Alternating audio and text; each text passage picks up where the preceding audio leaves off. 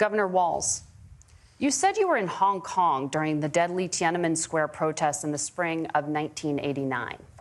But Minnesota Public Radio and other media outlets are reporting that you actually didn't travel to Asia until August of that year.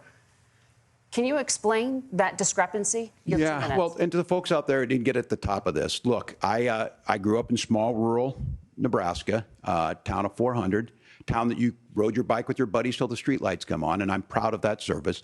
I joined the National Guard at 17, worked on family farms, and then I used the GI Bill to become a teacher, passionate about it, a young teacher. My first year out, I got the opportunity in the summer of '89 to travel to China.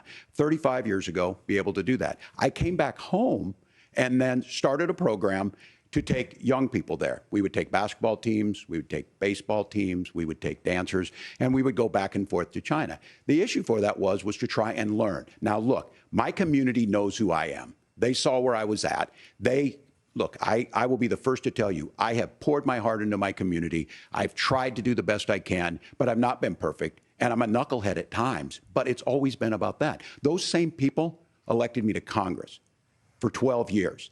And in Congress, I was one of the most bipartisan people, working on things like farm bills that we got done, working on veterans benefits. And then the people of Minnesota were able to elect me to governor twice. So look, my commitment has been from the beginning to make sure that I'm there for the people, to make sure that I get this right. I will say more than anything, many times I will talk a lot, I will get caught up in the rhetoric, but being there, the impact it made, the difference it made in my life, I learned a lot about China. I hear the critiques of this. I would make the case that Donald Trump should have come on one of those trips with us. I guarantee you he wouldn't be praising Xi Jinping about COVID, and I guarantee you he wouldn't start a trade war that he ends up losing. So this is about trying to understand the world. It's about trying to do the best you can for your community, and then it's putting yourself out there and letting your folks understand what it is. My commitment, whether it be through teaching, which I was good at, or whether it was being a good soldier or was being a good member of Congress, those are the things that I think are the values that people care about.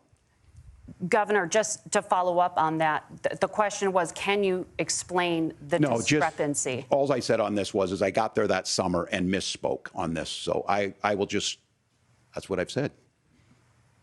So I was in Hong Kong and China during the democracy protests went in.